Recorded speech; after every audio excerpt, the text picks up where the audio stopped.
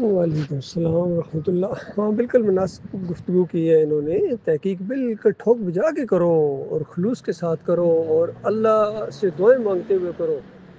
خاص کر سورہ العنکبوت کی آخری آیت تو بار بار ذہن میں رکھو، اس کا ترجمہ یا اس کے اوپر عمل کرو۔ مالک فرماتا ہے جو ہمارے راستے میں کوشش کرتا ہے ہم ضرور اس کو اپنا راستہ دکھاتے ہیں۔ تو دیکھیے کتنی سچی بات ہے، تو کوشش کرنی چاہیے۔ باقی یہ جو میں نے کہا ہے کہ یہ اپنے کابرین، یہ اصل میں صرف محمد حنیف کے لیے ہے، اب چونکہ محمد حنیف اس سر پر مر گئے ہیں۔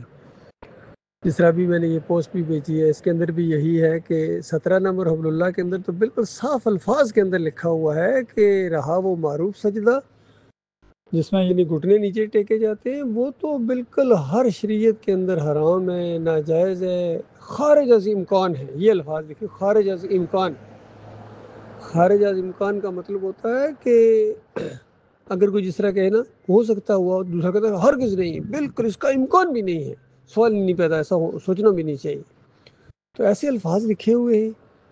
تو جب میں نے 2017 کے اندر محمد حنیف صاحب سے جب گفتگو ہوئی وہاں اسلام آباد میں ان کے بیٹے کے گھر، اور وہ یوسف علیہ السلام کے سامنے گھٹنے ٹیک کر سجدہ بیان کر رہے تھے، تو میں نے کہا بھائی پچھلے سال تو یہاں گفتگو ہوئی تھی اور یہ حوالہ بھی ہوا تھا کہ یہ حبل اللہ کے اندر تو یہ لکھا ہوا ہے کہ یہ یعنی پہلے لغوی معنوں میں کہا گیا ہے کہ صرف ان کی فضیلت کو تسلیم کرنا، اس معنوں میں ہے۔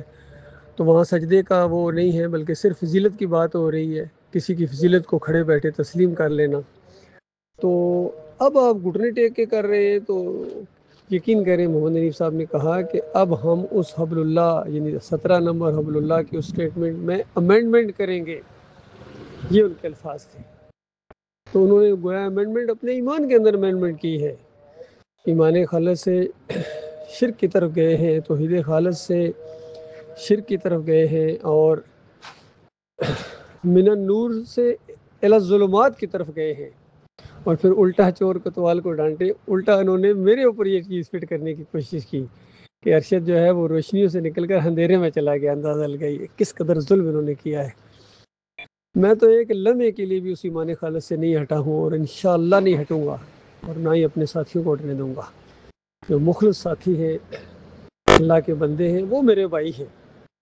ڈاکٹر صاحب بھی یہی کہا کرتے تھے ایسے ہی لوگوں کو کہ میرے مومن بھائی اور مخلص ساتھی وہ ہیں جو اس راستے میں آئیں اور پھر اپنی کھال اتروا دیں، لیکن پیچھے نہ ہٹیں اور ڈٹ جائیں، جم جائیں ایمان خالص کے اوپر، اپنی جان دے دیں۔ تو ہم تو اس عید کے ساتھ ہیں، یہ عید ہم نے اپنے مالک سے کیا ہے ایمان خالص کے حوالے سے۔ نہ میں نے تعداد کو کبھی دیکھا، نہ میں کبھی تعداد سے کسی کی میں مروب ہوا ہوں، نہ کسی کی بڑی پگڑی سے۔ یہ ضرور باتیں آئی ہیں کہ دیکھو بڑے بڑے دعوے کرنے والے آخر میں بہ گئے، اور نہ یہاں اچھی اخلاق کا معاملہ ہے، نہ زیادہ آیتیں یاد کرنے کا معاملہ ہے، نہ کوئی اور معیار ہے۔ اللہ کے یہاں تو خلوص چاہیے بھائی، اور جب تک اللہ سے خلوص مانگیں گے، ایمان خالص کے اوپر ڈٹ جائیں گے۔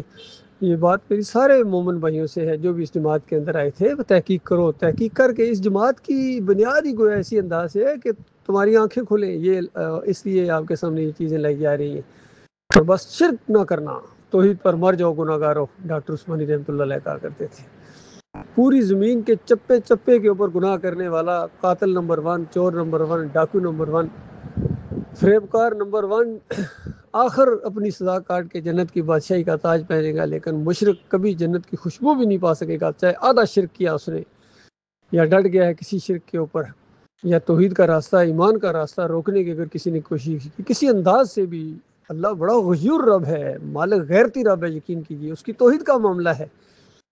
یہ جو ویڈیوز والا معاملہ تھا، یہاں بھی وہی چیز ہے، اور یہ چیز بھی سامنے آئی ہے۔ محمد حنیف نے کہا تھا کہ اگر ویڈیو کی اجازت دے دی جائے تو مخالفت بہت ہوگی۔ اندازہ لگائیے، مخالفت کے ڈر کی وجہ سے انہوں نے یہ پہلے دعوت کو روکنے کی ذرا کوشش کی، جب رکی نہیں ہے، آگے بڑھ رہی تھی، تو پھر انہوں نے مکمل تباہی کے لیے اس کے اندر شرک کا انجیکشن دیا۔ پیچھے شیطان ہینڈلر تھا، اس کا وار ہوا، بڑا شدید وار ہوا محمد حنیف صاحب کے اوپر، اور پھر وہ ضد کا معاملہ ہو گیا، ان کی آپس میں ذرا بنی ہوئی تھی، مخالفت بھی تھی۔ تو ڈاکٹر صاحب کی بات جب سامنے آئی تو یعقوب علی نے پہلے اس کو لے لیا اگر پہلے یہ لے لیتے تو وہ مخالفت کرتے، اب انہوں نے پہلے لے لیا ان کی ضد کی وجہ سے یا ان کی اس کی وجہ سے، تو یہ آپس میں ان کا معاملہ تھا۔ تو میرے بھائیوں میں یہی کہتا ہوں کہ ان دونوں کی آپس میں لڑائی کی وجہ سے تم اپنی آخرت کے اوپر بات کرتے ہو۔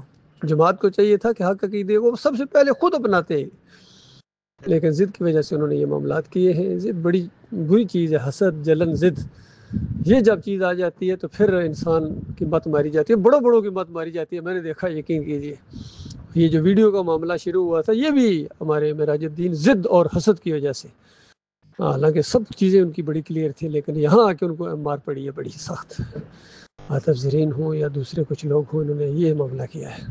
اللہ کی توحید کا معاملہ ہے، ایمان اور اسلام کی بات ہو رہی ہے، کوئی شادی بیاہ کی ویڈیوز کی بات نہیں ہو رہی ہے، ایمان اور اسلام کے لیے، توحید کو پھیلانے کے لیے۔ تو انہوں نے اس کی مخالفت کی ہے، یہ ان کی بڑی بدبختی سمجھے، اور ان کی اپنی قسمت۔